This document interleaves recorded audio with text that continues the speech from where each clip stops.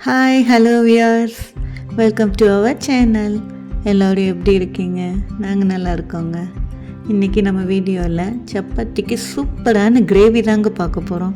செம்ம டேஸ்டியாக இருந்ததுங்க, எல்லாருக்கும் ரொம்ப பிடிச்சிருந்தது. நீங்களும் செஞ்சு கொடுங்க, திரும்ப திரும்ப உங்கள் வீட்டில் வச்சுட்டே இருப்பீங்க. இந்த கிரேவிக்கு நான் பூசணிக்காய் தாங்க எடுத்திருக்கேன். பூசணிக்காவை நல்லா ஸ்கொயராக கட் பண்ணி எடுத்திருக்கேங்க. இந்த வீடியோவை ஸ்கிப் பண்ணாமல் முழுசாக பார்த்துருங்க, எனக்கு ஒரு லைக் கொடுத்துருங்க.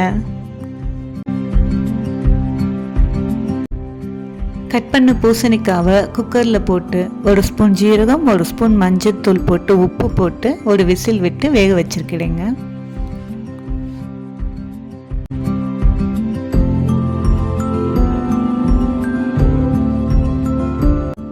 இந்த கிரேவிக்கு நான் 2 வெங்காயம் 2 தக்காளி எடுத்து கட் பண்ணி வச்சுக்கிறேங்க.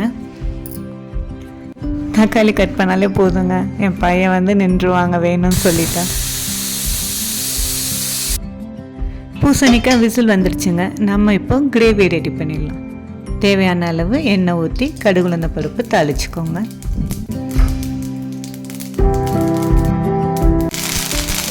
இப்போ நம்ம கருவேப்பிலை, ஒரு பச்சை மிளகா, கட் பண்ணி வச்ச வெங்காயம், கட் பண்ணி வச்ச தக்காளி சேர்த்து நல்லா வதக்கிக்கலாங்க.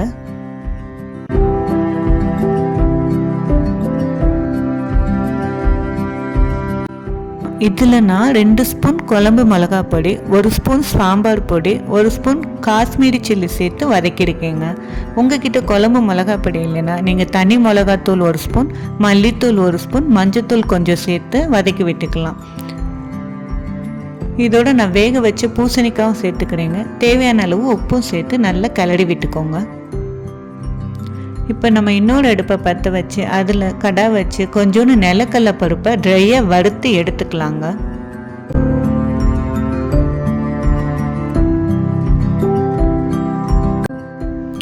இப்போ நம்ம அரைக்க தேவையான கொஞ்சம் தேங்காய், நிலக்கடலை பருப்பு, கொஞ்சம் ஜீரகம், உப்பு சேர்த்து நல்லா அரைச்சி எடுத்துக்கலாங்க. அரைச்ச விழுதை நம்ம கிரேவியோடு சேர்த்து நல்லா மிக்ஸ் பண்ணி விட்டுக்கலாங்க.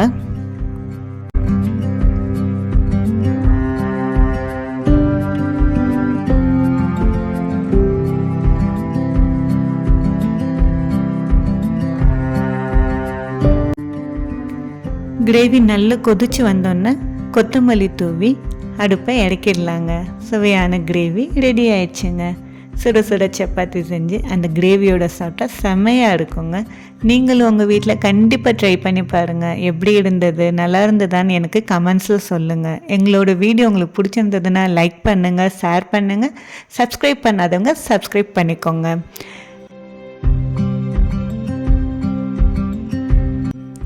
சுட சுட சப்பாத்தியும் அந்த ஸ்பெஷல் கிரேவியை வச்சு வராண்டாவில் உட்காந்து சாப்பிடும்போது ரொம்ப ஸ்பெஷல் மூமெண்ட்ஸாக இருந்ததுங்க. உங்களுக்கு இந்த மாதிரி வெளியே பாய் போட்டு வராண்டாவில் உட்காந்து சாப்பிட பிடிக்குமா? எனக்கு கமெண்ட்ஸில் சொல்லுங்கள்.